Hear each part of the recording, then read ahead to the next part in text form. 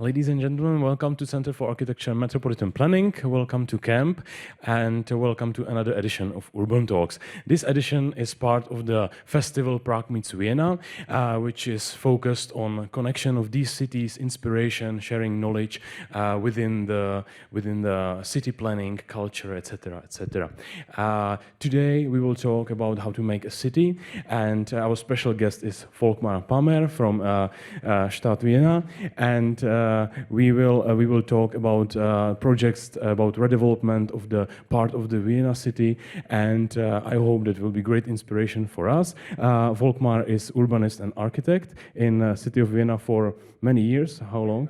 29 years. That's amazing. That's longer than IPR exists. So I hope that your presentation will be inspirational. And after that, you will have a chance to ask questions here in camp, or if you are watching live stream, you will be able to use slido.com, and you can ask questions via Slido using #UrbanTalks.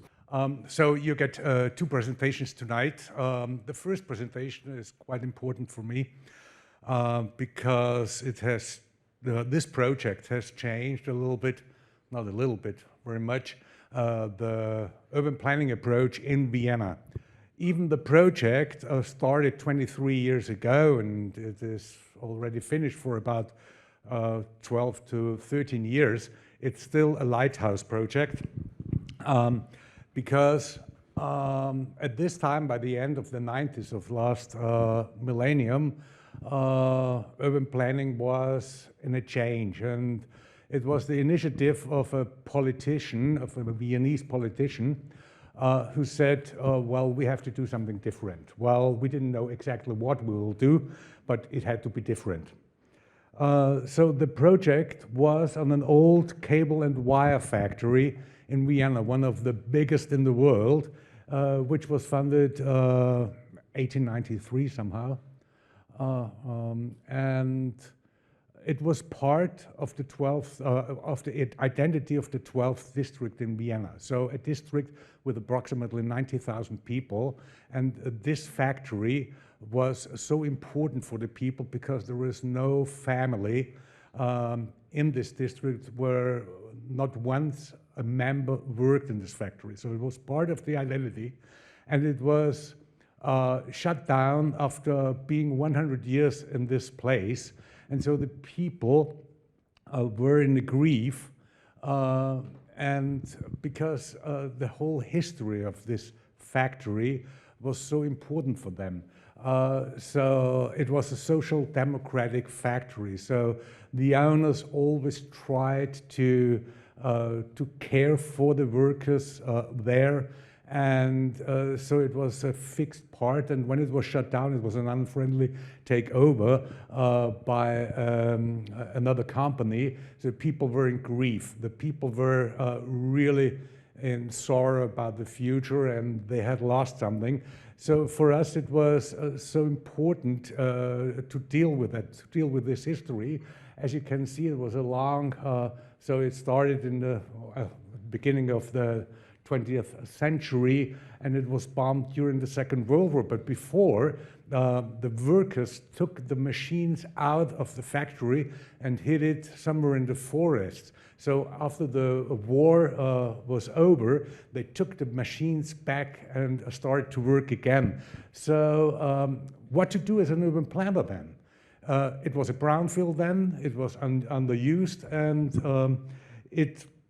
it was a really, really different situation. To show where it was not in this, not close to the city center, but it was also not close to the suburban area. The German urban planner Bernhard Sieverts called it, it's part of the Zwischenstadt, the in-between city.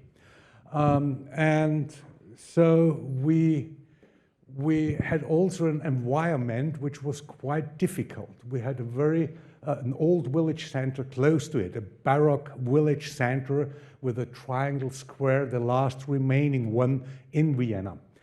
Then we had a working class settlement which was only built for the factory, sporting grounds, people of tenement buildings of the 1900s. a railway track which cut through the fabric, the city fabric, allotment gardens, and also apartment blocks from the late 50s and from the 70s. So a very heterogeneous situation, and so quite a challenge for the urban planners. So what to do with that? Our goal was to create a new neighborhood, to create a new identity, dealing with the old identity as well. And it was about 8 hectares close to a metro station. So in the first thing, we thought about 700 to 900 apartments. In the very end, they are now about 1,000.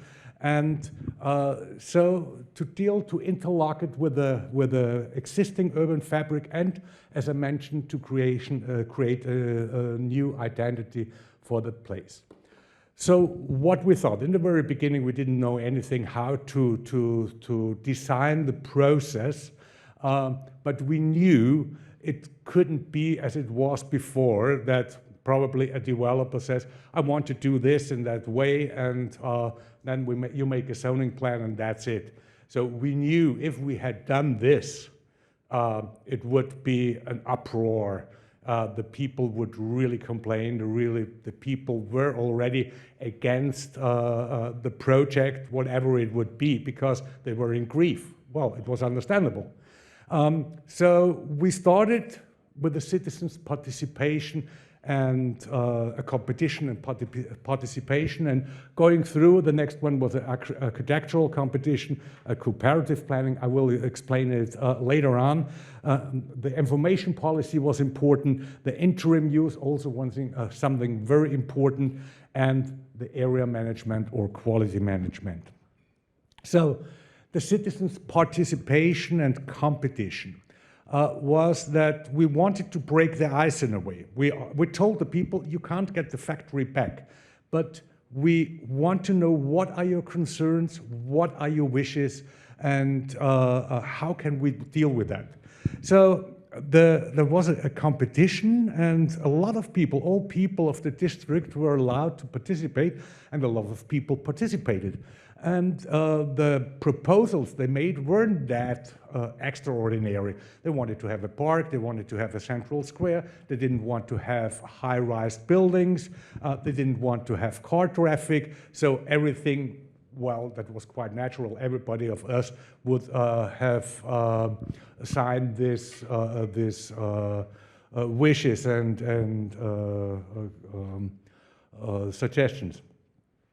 The next one was an architectural competition, but not for a concrete project. We asked the architectural teams, try to develop how urban planning, how a city in the future, or a quarter, could look like. So that was quite important. It was more a philosophical approach. It was not so much this concrete and detailed project. It was quite difficult for the architects, and it was very difficult for the jury.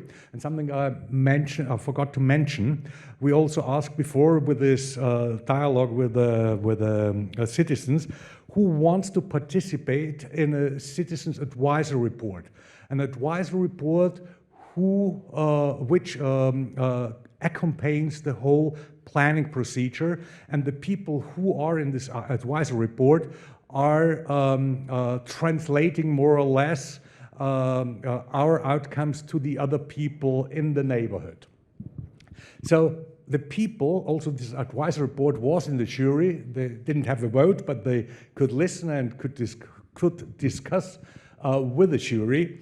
And they saw, okay, this was not, because something very often people always said, oh, you already know before how the result will be, and didn't believe our statements. But in this case, they saw, well, the jury really discussed hard, and it was quite difficult to get a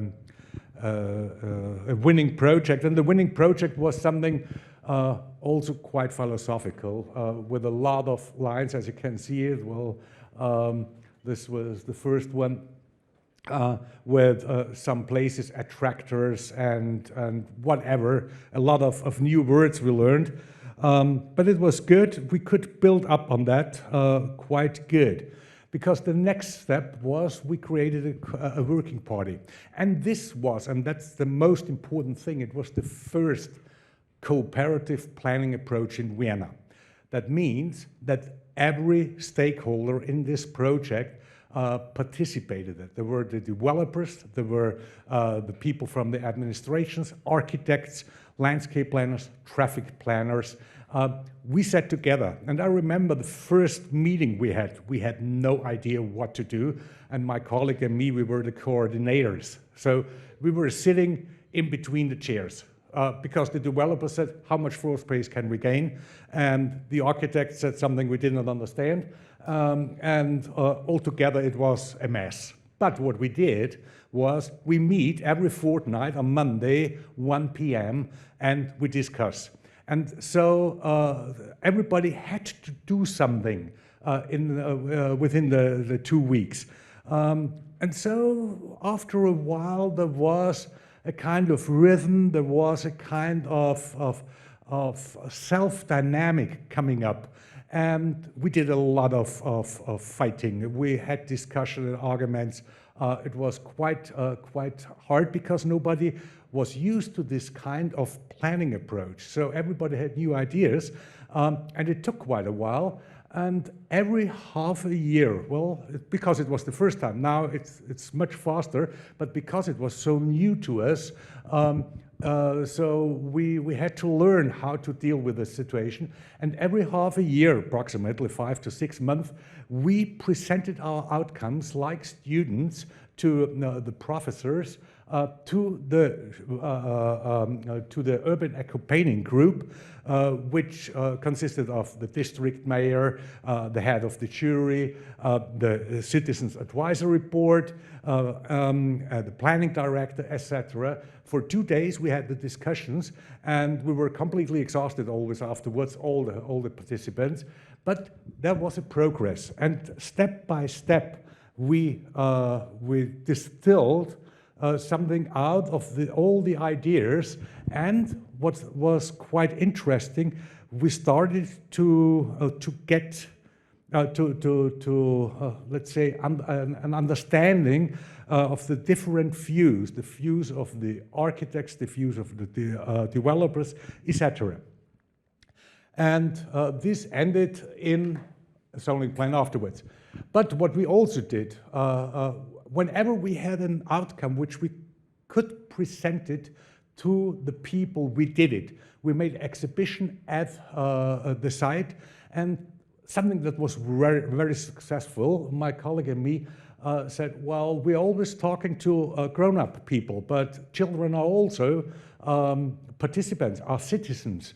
How can we tell them what urban planning is, what a new quarter is, something completely new?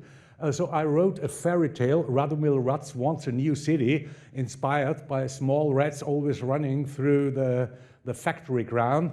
And we invited the children from the nearby elementary school to the exhibition, and we read the story, and we asked the children, you can build the factory or the new settlement in the way you want. So it was a lot of success, and it attracted the parents of the children, and they came, and so the ice broke more and more, and the people weren't that reluctant anymore. So they started to adapt to the idea that a new project will come up and a new settlement will be built in the future. Also what we did, we had books and brochures and gave it to the people. We had a phone number where they could call us all the time, also on the weekend. So we were also a kind of a morning wall for the people, and that was pretty good. So it created trust. That was the cultural interim use. This is a pure success story, because when the factory was shut down, Well, they wielded the doors every single week, and they were broken up every single week, and there was a kind of vandalism coming up, and it created insecurity, unsafetyness for the neighborhood, and the people were a little bit scared about everything. And a small group of artists said, we want to make a cultural interim use, a very low threshold interim use for everybody, not as they are used to go to the inner city and pay a lot of money for exhibitions or theater and so on. And this was absolutely unbelievable. From the very first moment when the interim use started, the vandalism stopped because there was life on the area, and it lasted for at least 5 years, and it was everything. It was from theater, it was from film events, graffiti events, something like Big Brother happened there, and so on and so on. It was really, really, really great. And a lot of people participated. It was, as far as we found out, the most successful one in the world. We had much more than 500,000 visitors within 5 years. So that was good, and also created a new identity as well for the place. What we did when it was then finally approved by the city government, and it was detailed planning and started to be implemented, we said, okay, we had so many ideas for the project, we had so many things, but you can't pack it, everything, and wrap it into a zoning plan. So how can we ensure that these ideas are not lost during the whole procedure? And so we created a kind of area equality management which accompanied the whole planning and implementation process until the people moved in. And still, I think this was the most important thing. All the 6 steps I mentioned here were important, but this was one of the most important ones, because I see it now in other projects where you do not have such a quality management. A lot of things get lost because developers or the people who are in the project or in the beginning of a project are very often not the same people who are implementing it. And so it was very important. We had very important discussions, again fights, because some of the developers wanted to do something different, which the zoning plan allowed, but we didn't want to have it. And so it worked, and now I'm coming through to the, if the technique wants. Sorry. Oh, yeah. What we did, the way we designed this, we worked on that, that was also something completely new. Because until this time, it was that projects are very much architecture focused. Architecture is also a part, is fashion as well. So very often we think, well, what we thought in the 60s was great, we don't think it's now great anymore.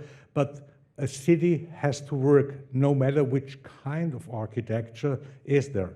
So what we did was we defined the public space. That was the most important thing, the space between the buildings, and we defined the special relevant parameters like building height or the edges where to build on, where the edges which frame the public space, and the architecture wraps around this public space. So this was the idea.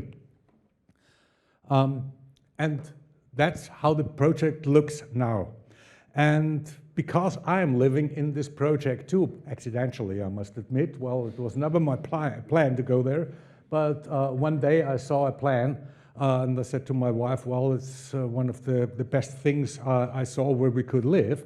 And so we moved in there, and so that I can see after living there for 16 years. Well, it was finished in 2012, but our block was already finished in 2006. I see what went right and what went wrong. So some things are not perfect, of course not. Well, no project is perfect, but in general, I think we did a good job because I'm still living there and all the people there. There is no people don't move out. Well, only a few. As you can see, there are a lot of different things. The interim cultural use became a permanent cultural use on a smaller scale, but it was. We have a hotel, we have retail areas, we have kindergartens, of course. We have a geriatric unit, which is also wonderful. It's really good because it's incorporated into the city fabric. And the people there, they really love it because they can be part of public life there. So altogether, I think it was a success, but it influenced all the other projects we had. Well, the public space is something that was important. It works. It's car-free, as most of the projects we have. And people are in the public space, want to go there, and that's good. What we also did, and that is also something, I don't know how the tradition is in the Czech Republic, we have no tradition in light design, absolutely nothing. Well, I never had any lesson in light design on university, and still I think there is nothing like this at university. But half of the year, the city is dark, well, and we are always designing, and not only we, that when you look at the renderings, most of the time it looks like a nice day with 25 degrees outside. People don't have to work. They are happy playing around, and yeah, and that's it. And there is no cold winter night, not a rainy day, and so on. But light is something that is so important to calm down in the evening, the chronocycle of the people. How hard are you dealing? Do you feel safe? Or is too much light there? Do you have a light pollution? Can you make a surgery on the open heart on the street because there is too much light? And that's something you have to think of. And we have found a light designer. There are only a few, only very, very few who can do that. And this guy was really brilliant, is still really brilliant. He designed the light, and you feel safe. It's not too much light, and you can orientate, and you like it to be outside also at night.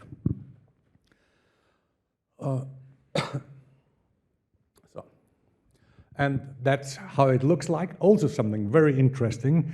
We had we had about 6 architectural teams there, and they were not the so-called star architects, they were good architects, and they knew how to work together.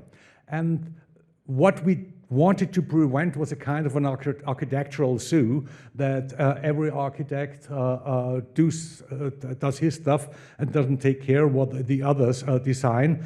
And in this case, they work together, so the colors are from the same color family. They tried to deal with the materials in the right way. And when you go there, it's quite unique. Every architecture is different, but as you see it immediately, they work together, they fit, and it is a quarter, it's an ensemble, and that's what we really like in that case. And it's quite a colorful quarter as well. So this was the first presentation, but it was for me very important to tell you because it's quite necessary to understand the next presentation. So can we change? Thank you.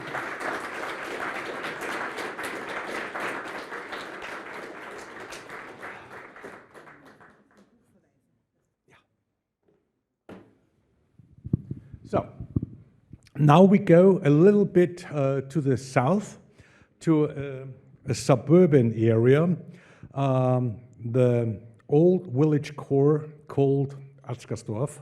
Well, it's not that easy to pronounce. It is in the southern part of Vienna. That's the 23rd district of Vienna, which was incorporated in the 30s of last century. And the district itself consists of 8 different smaller former villages, every village has its own identity, and Atzgersdorf was one of these villages. A description of my work in the urban planning department. In 2005, the urban development plan described 13 target areas in Vienna, 13 areas of special interest for urban planning, and every area had a coordinator, and I was the coordinator for this area in Atzgersdorf and the surrounding. And so by 2008, we started to develop and what to do and how to do and how to deal with this quarter. It was, if you look back in history, and it's also quite important, if you do something in urban planning, you always have to know about the place.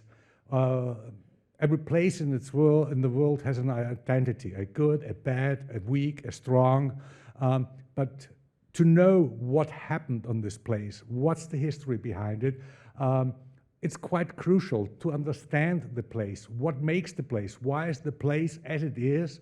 And Atzgersdorf, funny enough, was already settled 500 before Christ, and it was first mentioned in 1172 somehow, and it was a more agricultural area. But by the end of the 19th century, or the mid of the 19th century, it changed to an industrial area. As you can see, there was a Westinghouse, for instance, doing glass bulbs there and so on. This is a picture from the church there in the central square there from 1914. So it was, there is a factory, it was a piano factory there. So a lot of different things happening there. And this picture up there is also quite nice. So maybe this is the, here you can see how the district of Leasing, as the 23rd district is called, developed from the beginning of the 19th century to 2012, for instance. So you can see the development of the city. But by the end of the 80s of last century, the companies moved out, and we had a lot of brownfields there. I would say Atzgersdorf became a really not disgusting place, a very uninteresting place, and not something pleasant. So how to start with that? And the start of the redevelopment of this area was quite interesting, because there is probably, you know it, a student initiative called 4 Cities, where postgraduates are working on urban studies in 4 different cities, in Brussels, in Vienna, in Copenhagen, and in Madrid. And they worked for the university, well, the University of Vienna Institute for Geography invited them, and so a colleague from there said, can you do something with the students? And I sent them to Atzgersdorf. Well, they came from all over the world, and most of them couldn't pronounce Atzgersdorf without an accident.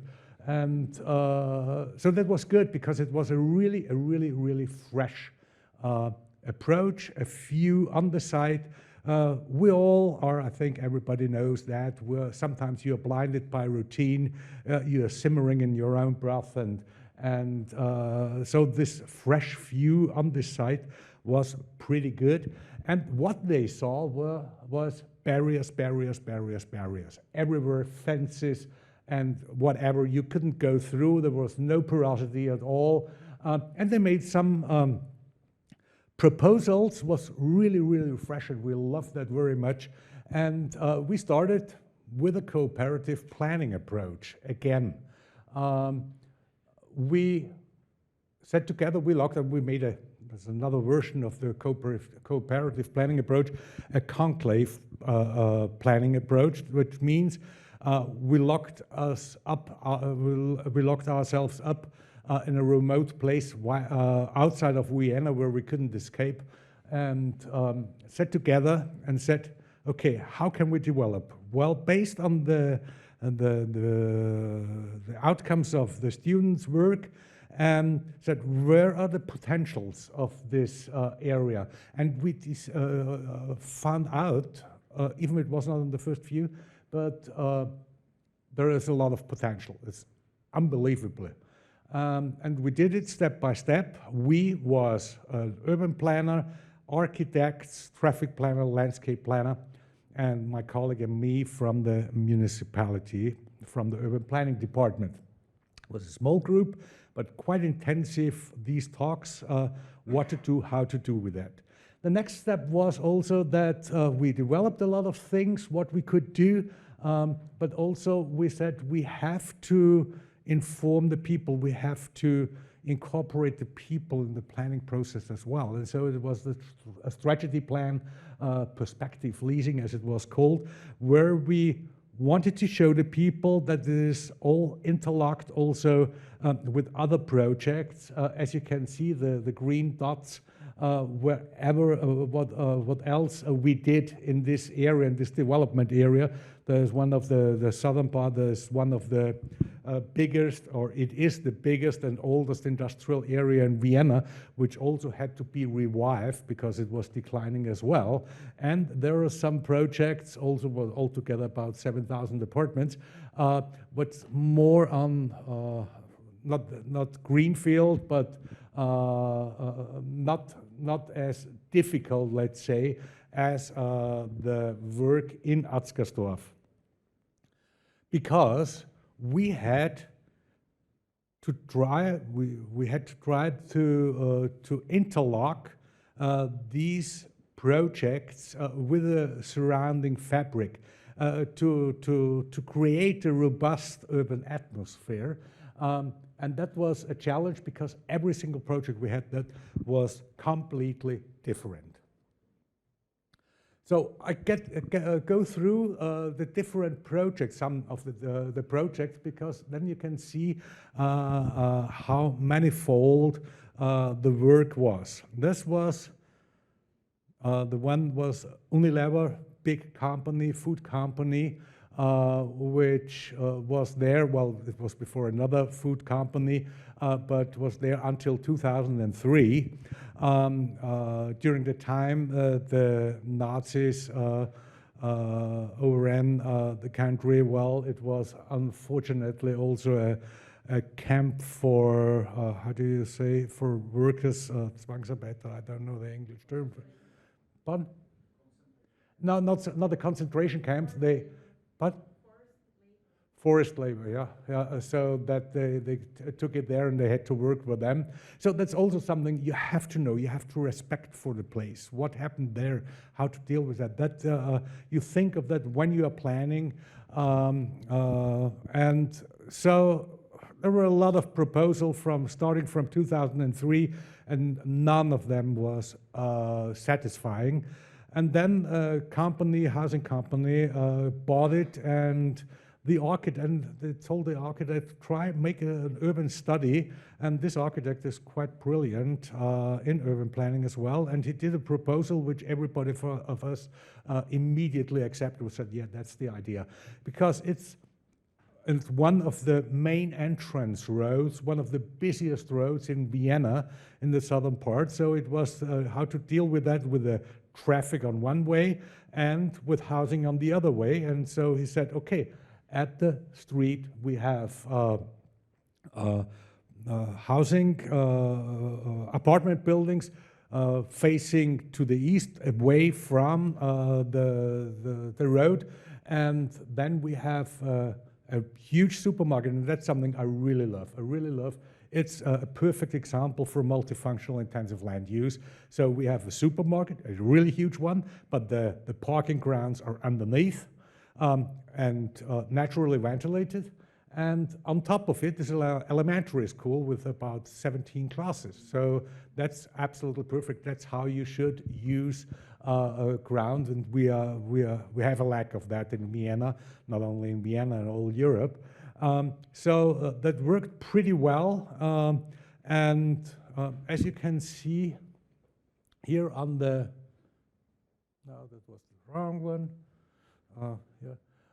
Here, this was the final proposal he did with this, let's say, solitary buildings, and so it looks now in the offside the street. Here you can see the supermarket, the elementary school, and here the house is there. And behind this, there is one of the most important recreation areas, daily recreation areas for the people. That's the small leasing creek, which is there. So that works pretty well, and the people are quite satisfied as far as we know from them. Another project, completely different, was right in the center of Atzgersdorfu. So that's also something, how to deal with this small scale buildings, these old village core buildings, is, as you can see here, it looked really disgusting in 2008. And this is a picture done from more or less the same spot in 2022. So you can see what, well, this was a place where you didn't want to go. You couldn't even go there. It was no porosity at all. And the architects who are, it was a small competition, the developers who bought this property did. They have a sense for human scale, and they did it in an absolutely perfect way. And so now opening this area, make it more pleasant, also had a positive input on the whole village core as it was, as it is now. Next one, again, completely different. What you see here is was a coffin factory.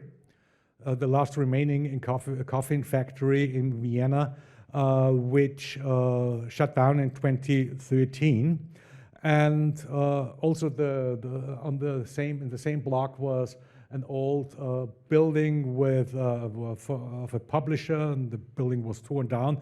It was also a brownfield, and we said also in our first plan about the development of Atzgersdorfu, we would love to have cultural use in this coffin factory, because we knew that no cultural activity in the whole district of Leasing, not only in Atzgersdorfu, the whole district of Leasing, where more than 100,000 people live, there was no cultural activity, nothing, absolutely nothing.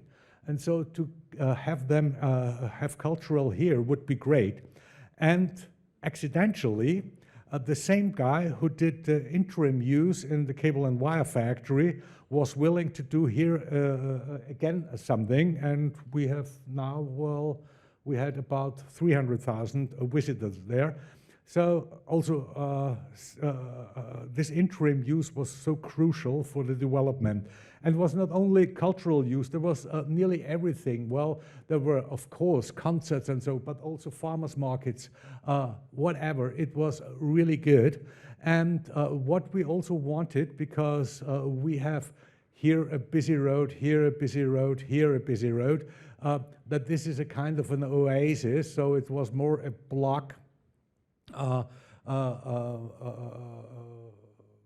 buildings at the streets, and more than oasis in the inside. And also what we need, because a lot of people move now or will move to Atzgersdorfu, we needed a new school campus. And so again, we had this wonderful thing of multifunctionality. So we have culture, we have education, and we have housing in the same block. And the factory, the coffin factory, is now renewed. There will be permanent cultural use there. There will be gastronomy there as well. And it is perfectly connected. This is the main entrance of the school. This is the school building, main entrance of the school, and this is the courtyard of the coffin factory, and that will be interlocked. So that is absolutely great. We did this also in a cooperative planning approach, working together, as you can see here, what we did. So it was quite fruitful, this cooperation. Next, and the main project in whole Atzgersdorf.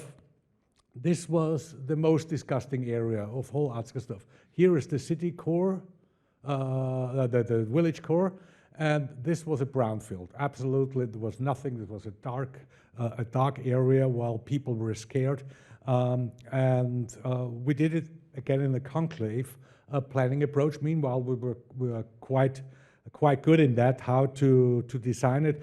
A cooperative planning approach is something that only works if the people have the ability to work in teams. If you know your people, then you can do it very well, but it has to be also very well orchestrated. So when we do it, we did it in this conclave planning approach outside Vienna. It took us about 3.5 days to have the general design, because it's such an intensive work. When we did the program, we knew from 8 to 9 we have to do this, from 9 to 10 this, from 10 to 11 this. So you work about 12 hours a day. After 3 days you are completely exhausted, but it's intensive work, and well, everybody likes it. What are the specialities of this? So this was the team who did it, and we had other meetings, well, about 3 of them, where we the architects proved, well, was it good? Can we do a good housing in the way how we thought it will be? And so after, let's say, 2 months, after 2.5 months, we had a plan which we could pour into a zoning plan. So this is the zoning plan, as a zoning plan looks like in Vienna, and it was finished by December 2019. Well, we started in 2012, and in 7 years later, all the people had moved in. What we also did, and I mentioned it in the cable and wire factory project, was a quality management. And this worked also really good. We had we had exactly 27 meetings within 2.5 or 3 years, where we sat together once a month, something like this, the developers, architects, special planners, traffic planners, and so on, and people from the municipality, from different departments. I said, well, is there a problem? Is there a challenge? Is something wrong? What do we have to organize, et cetera, et cetera? And what you see up there is a bench. Well, it's not something very important.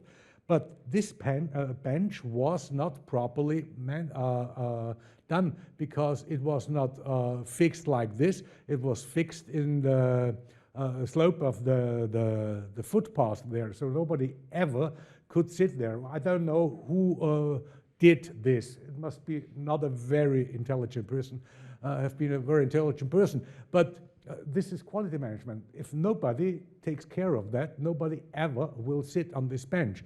And if it's right next to a children's playground, so parents won't sit on this bench and watch their children, so this children's ground won't be used. So it's a very simple thing, but it can be quite crucial for working of the public space. How is it accepted? It looks so simple, but it can have a big influence on the whole public space, as you can see. So as you can see also, it's quite new. The trees are not big enough, but as far as we know, the people are pretty happy there. Also something in this corner, I mentioned light design. This is, I like this picture very much.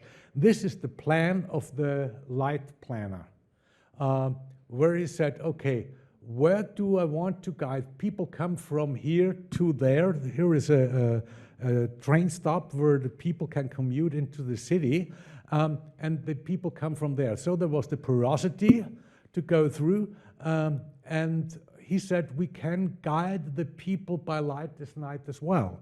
And every single lamp is controlled, so throughout the year. So if you don't need the whole strength of the light, so it's dimmed down to at least 40%, for instance.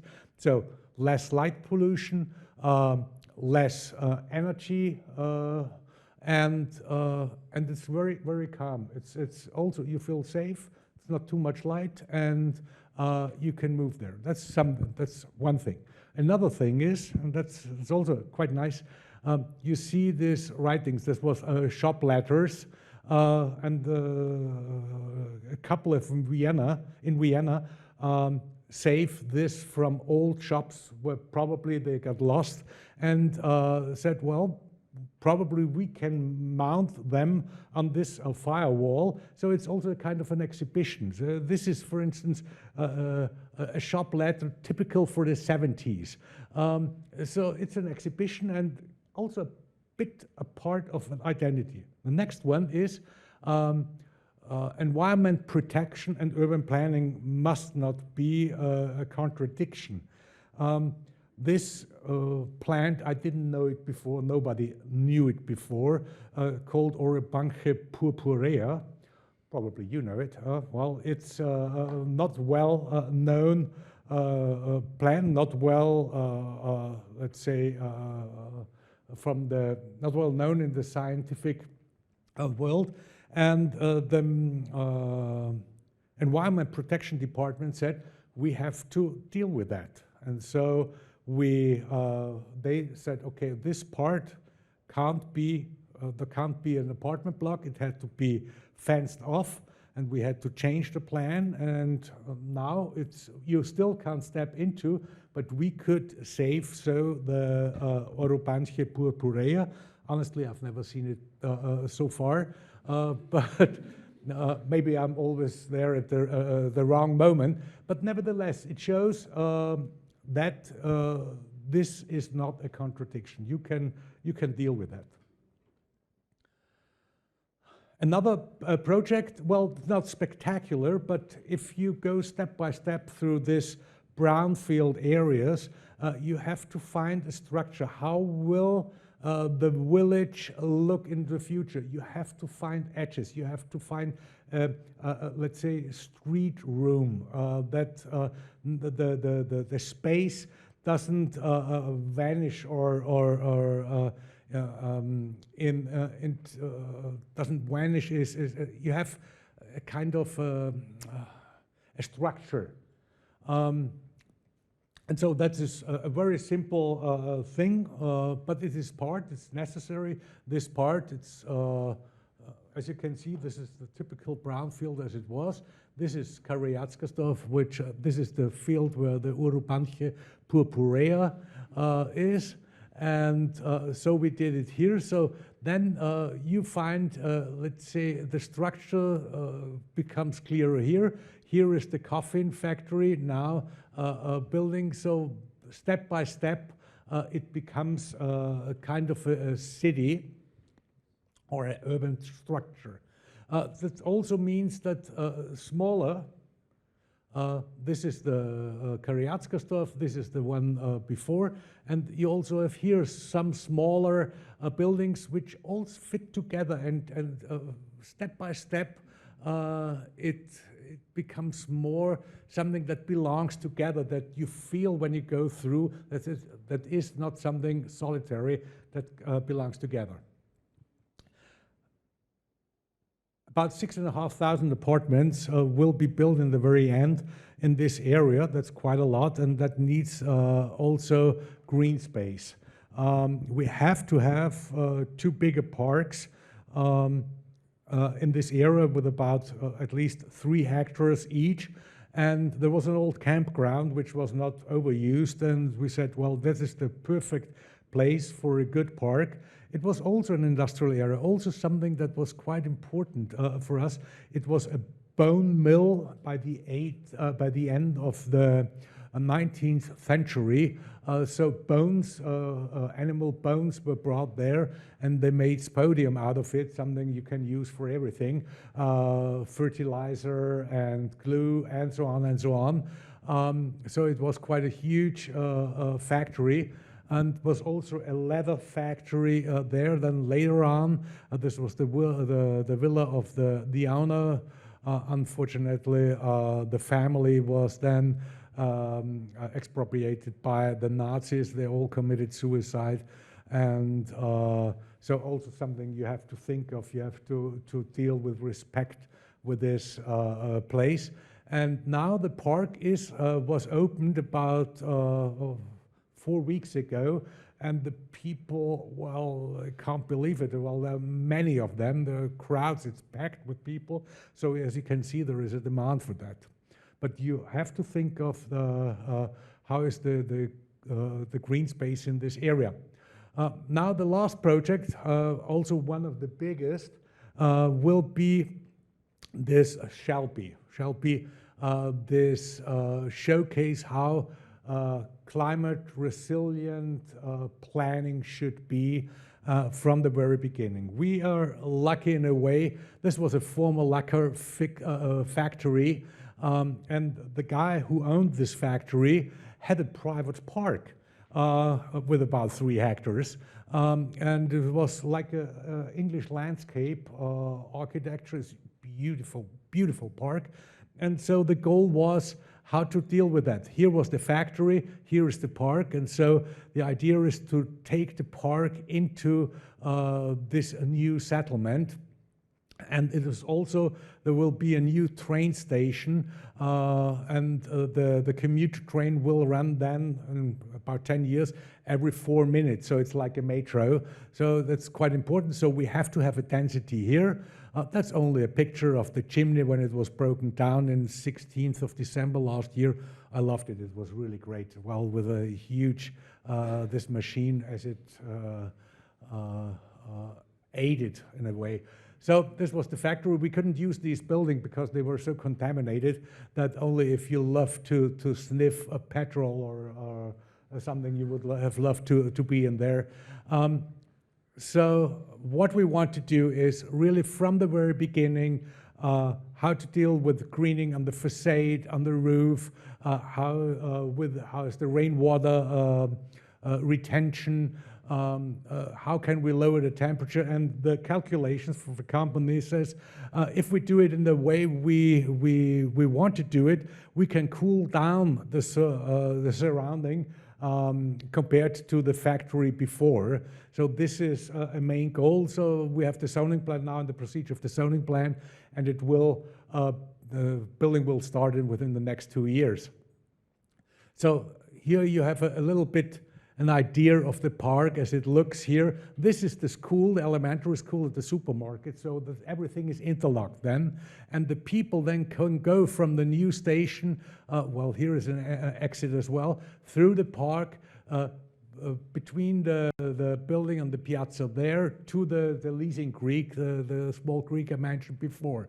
We also said if there is additional public transport like a tram and buses, they can turn around here as well. So, well, we want to provide enough space for everything in the future.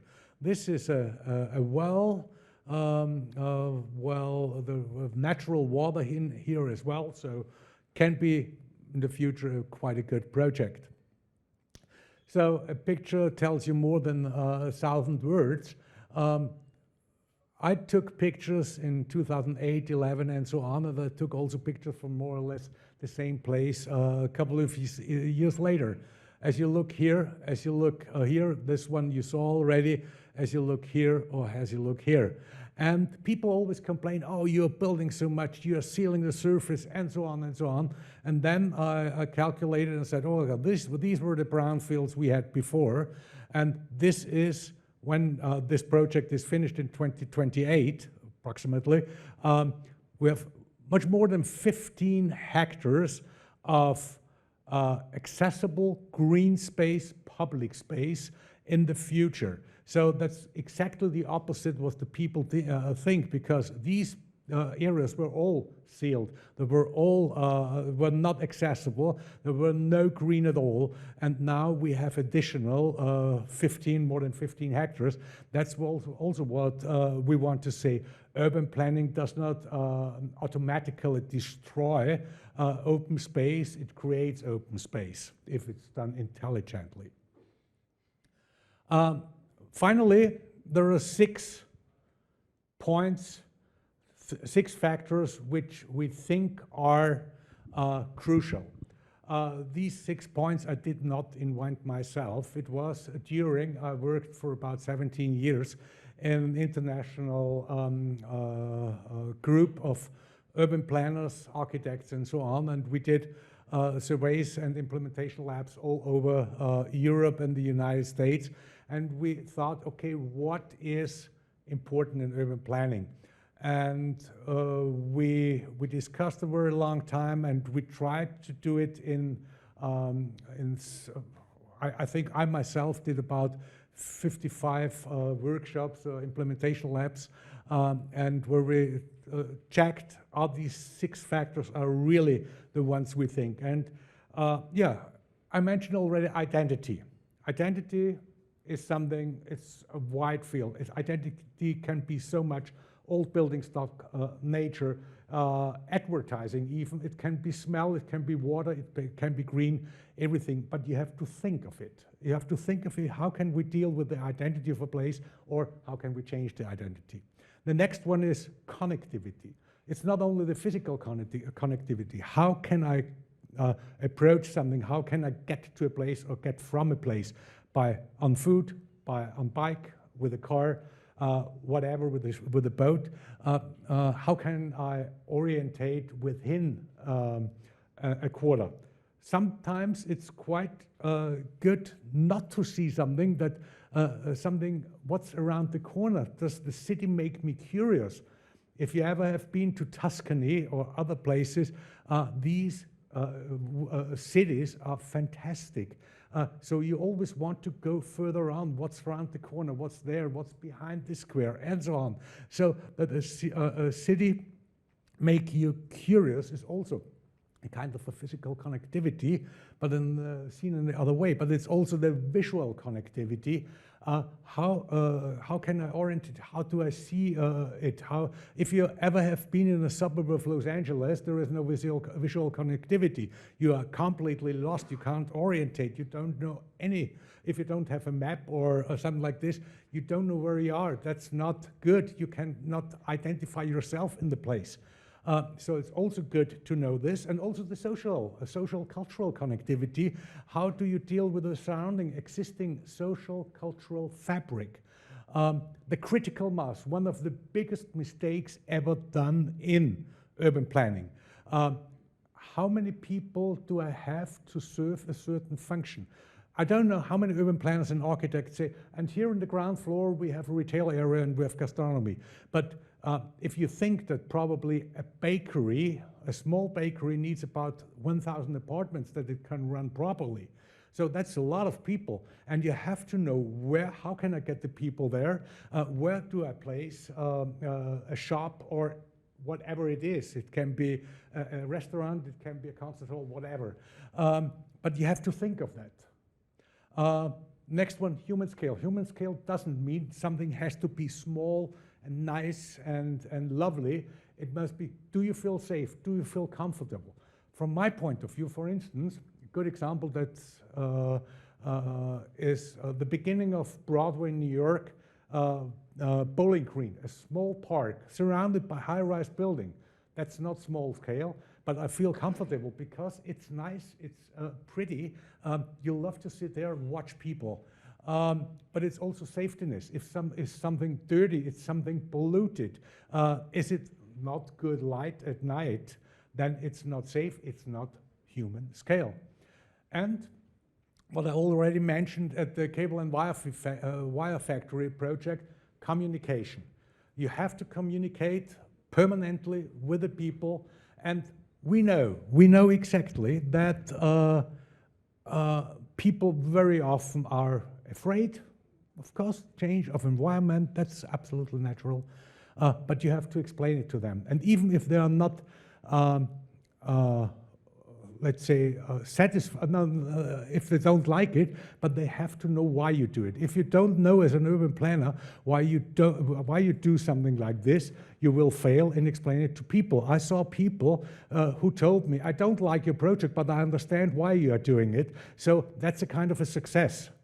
That's, you can't convince everybody, that's true, but you have to know what to do, and you have to inform the people in the proper way. And finally, the process. I once read this wonderful sentence with the 5P, proper planning prevents poor performance. You have to know how to deal, how to design a project, what's in the beginning, what's in the end, how is the way, how flexible can I be? And if you do it in the proper way, then you will succeed. Thank you very much.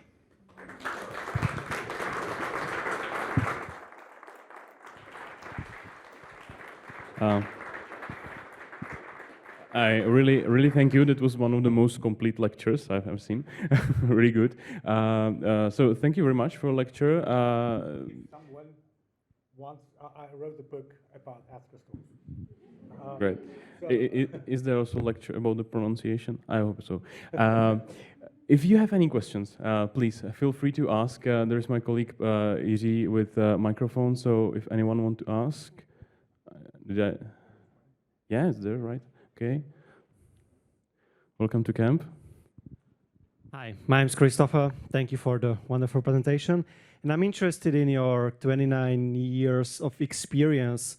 So if you reflect back, what would be the 5 main points which you would probably teach your younger self? Yeah, that's it. The last slide. The last slide. The 6 factors. Those are. I think they sound so simple. That's pretty, well, if you analyze it properly, then it's a lot of work. But it is, I think, if you go through this, then the chances you're successful are pretty big. Perfect. Thank you so much. Welcome. Important part is the communication. We still trying to find a way how to do it effectively in Prague. What is the history in Vienna in participation, communication, and etc. And working with communities? And again, that's the reason why I showed you before the cable and wire factory, because I would say this was the beginning of a good communication process. Meanwhile, it's better organized. It's, well, we have an own section in our department which is responsible for communication, for informing the people how to do and that. So it grew. But what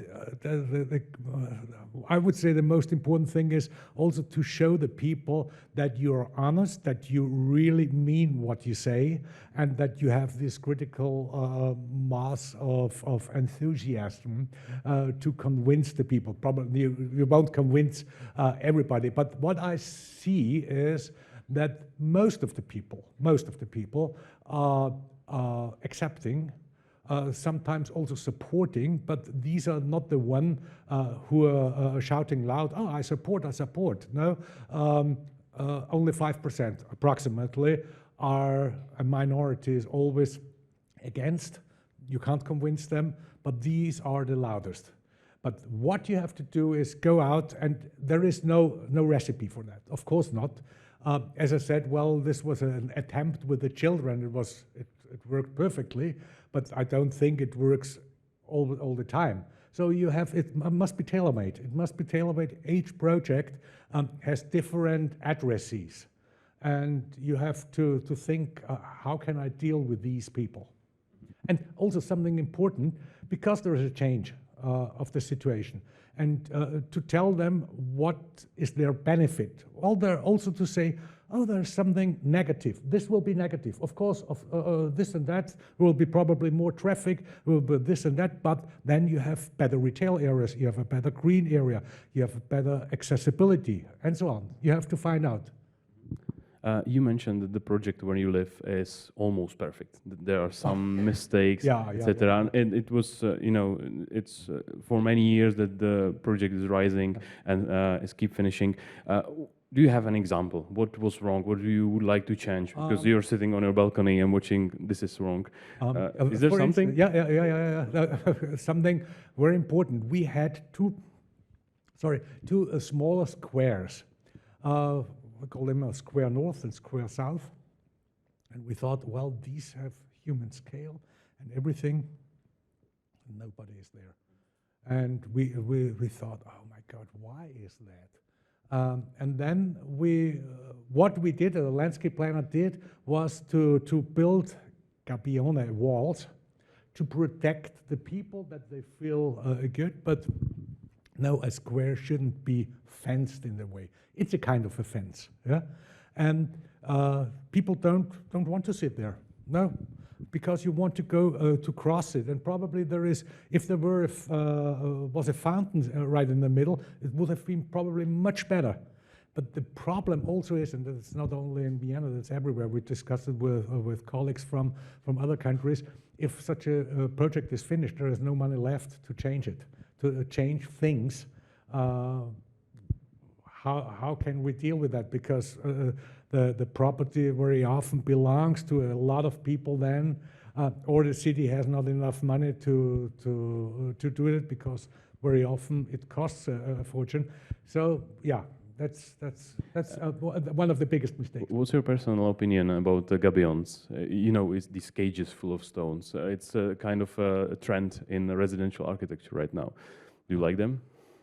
Not yet anymore. No, they can be good, because our main intention then at this time we decided to do that was, there could be a place, and it can be a place still, for lizards and small animals and so on. So I don't think it's you shouldn't do it, but probably you should do it at the right place. In a living room, for example. Do you have any questions? Feel free to raise your hand, please. Thank you for your lecture. As our job is really dependent on the willingness of politicians, what is your suggestion for future urban planners, how to cope with the different moods and different goals of our future and now politicians? Good question. The cable and wire factory, for instance, we had a district mayor who was fantastic. He was absolutely, he was perfect. I once had a presentation, about 200 or 300 people, and said he was the ideal politician. He was honest and brave. And the whole auditory loved and said, no, this guy is really existing. And he really translated the things, the project to the people, and without him, we probably wouldn't have been that successful. In Atzgersdorfu, for instance, I have a district mayor who is opposing everything, so everything. He really hates me, definitely. I think it's vice versa. No, he was always barriers, because I couldn't convince him, probably it was my fault, I couldn't convince him that it's for the district, it's for the people. He can gain success out of that. But you need politicians, and politicians have to be brave in a way as well, because as I mentioned before, if you tell the people we have to do this because of this and that reason, even they don't agree with you, but they understand, they will elect you as a politician also in the next elections, because you told them why you are doing it. Not everybody must fully agree with their opinion, but if it's told to you properly, then the people, and that was the experience I had within the last years, then they accept it. And that is something, an address to the politicians: be brave. Tell them, if you're, and from the point of view of the planners have to explain it to the politicians in the right way. So this is a chain. Yeah, I think if you, well, you can't say, oh, I want to have this politician. He is, and you have to deal with that. And yeah, So it's a way of communication. And in Atzgersdorfu, well, we made all the things, but it was much harder. And it could have been probably in some parts better if we could have had the support of the politicians. We made it, and it was fine. It could have been better, but yeah. So it's, again, communication. Okay, we still have time for a question, please. Welcome to camp. Hello, thank you. My name is Lukáš, and I have just really quick one. That regarding the participation, I'm like really curious how you just made the people to like drag them in, that they are like really willing to participate. That I think that in here we are quite often struggling that people, they don't trust that their opinion like matters, or they don't want to be visible. They are just like complaining on the social Facebooks and whatever. So if you have like any advice how to drag people in, it would be really appreciated. And thank you for the presentation. It's really great job. Thank you. It is, well, during the zoning plan procedure, which takes at least 1 year in Vienna. So we have first this part of where within the administration, all the relevant departments gave a comment to the proposal of the zoning plan. Then you have the architectural advisory board, where architects and landscape planners and so on sit in. They talk also about it. And then we have a 6 weeks where the public can give comments and look at the plan. But in bigger projects, we have an exhibition at the site.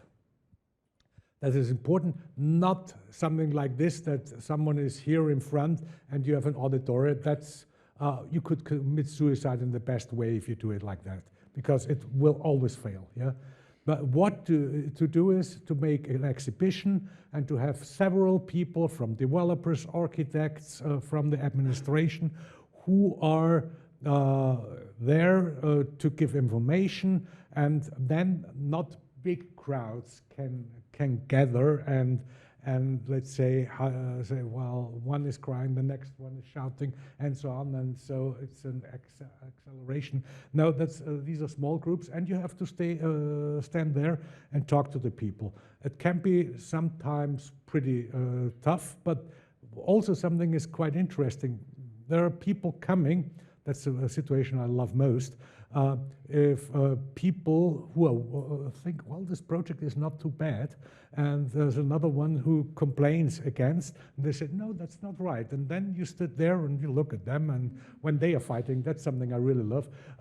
But in a way, it is this way. You have to be out, to go out and to stand there and with good posters, good plans, and in most of the time it works. Well, the Viennese people complain about everything, yeah. So we are complaining on a luxury level. I remember that people said, "Well, you can't build anything there," and I said, "Why not?" "No, the metro is full."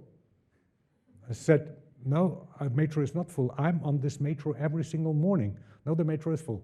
And well, it turned out, well, for them it's full that they don't get a seat anymore.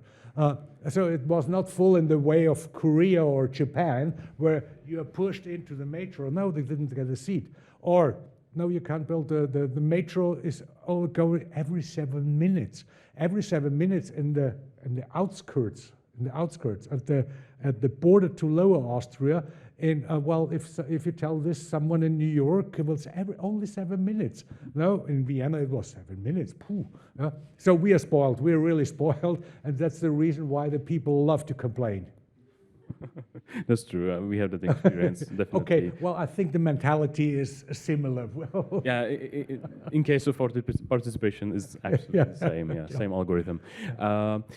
These projects, redevelopment of whole areas, brownfields, they are so complex, and many years.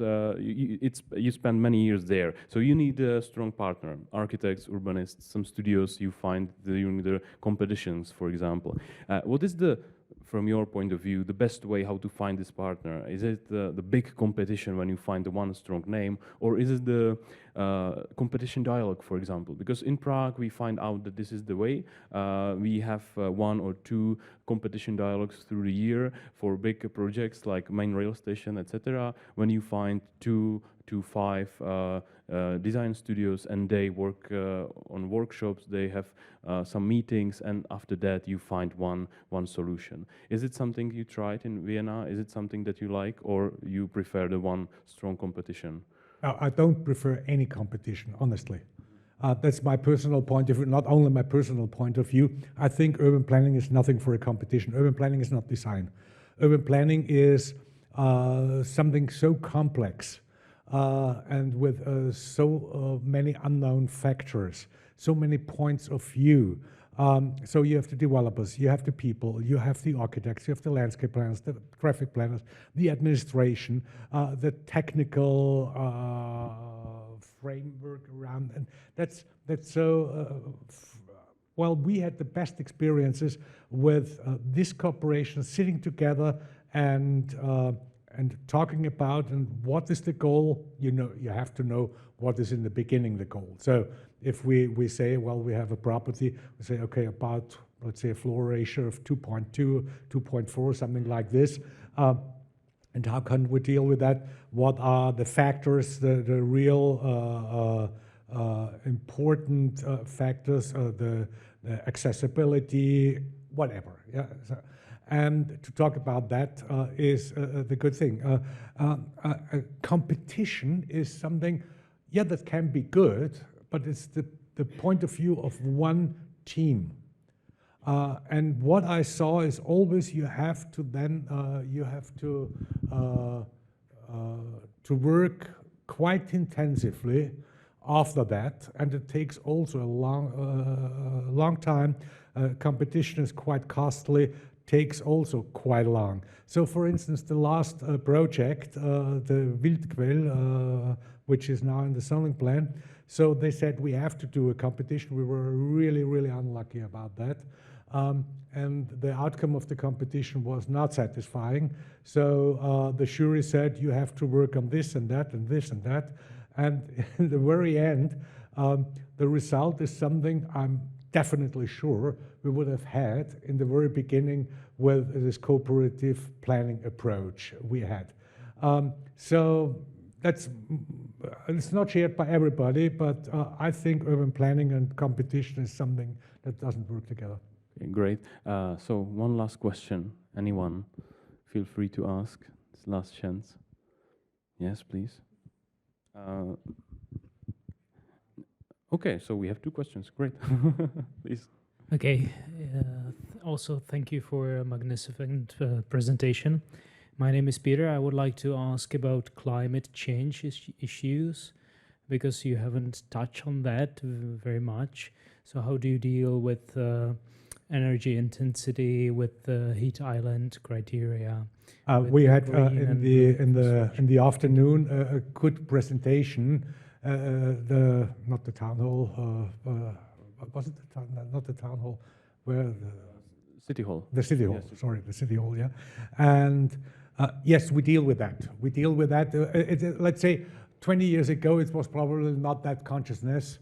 But meanwhile, it's the main goal. It's really the main goal.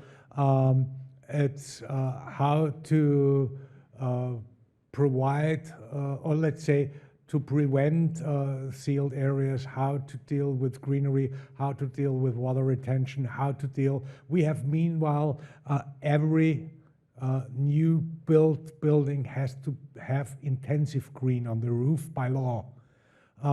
We have at least a quarter of the facade has to be a green facade.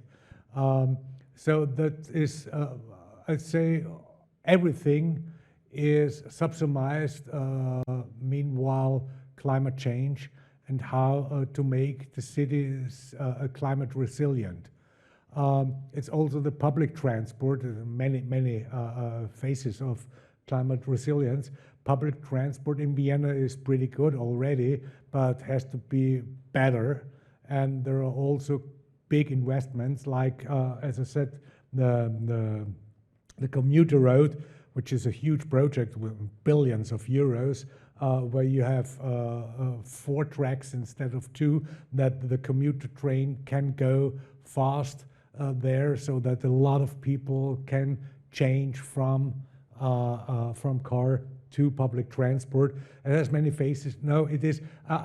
My presentation was not focused on that, but it is always in our mind. We have to deal with that, and we are. A funny, not so funny thing. People say, well, why are these areas so sealed? And we have in Vienna also one of the strongest fire prevention laws in the world.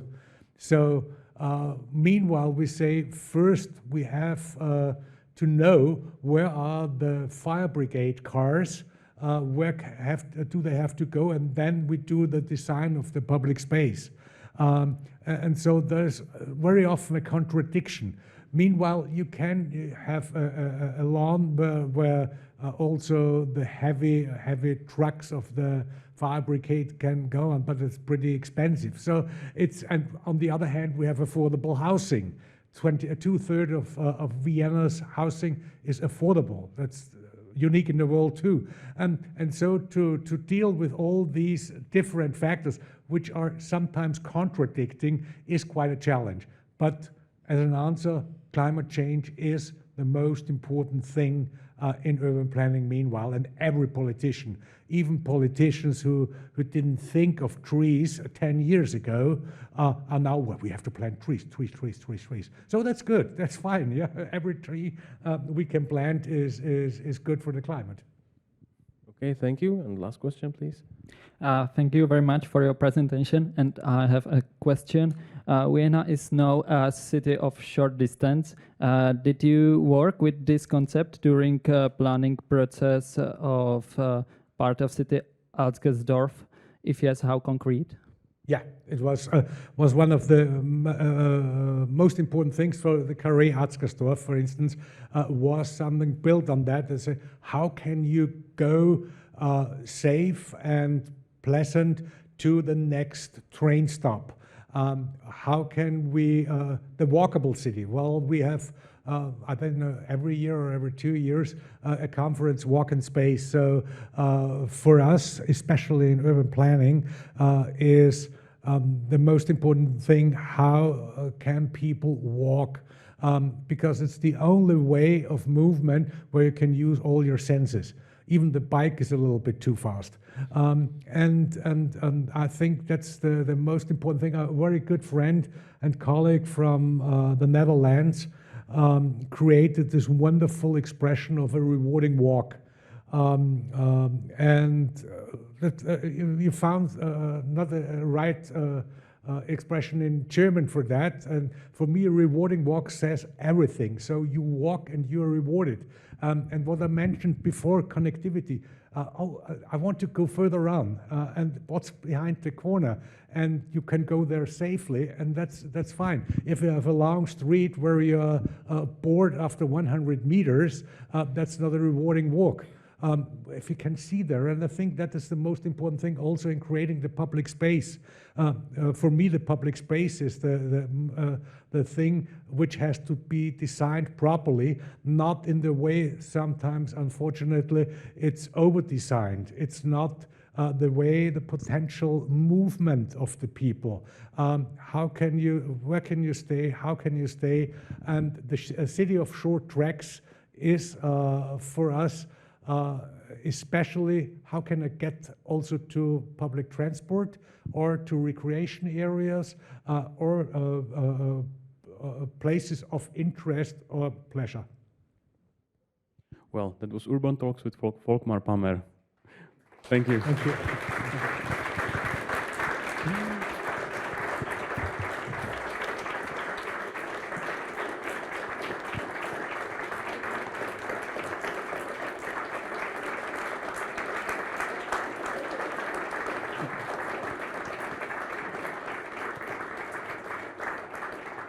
This is the long one.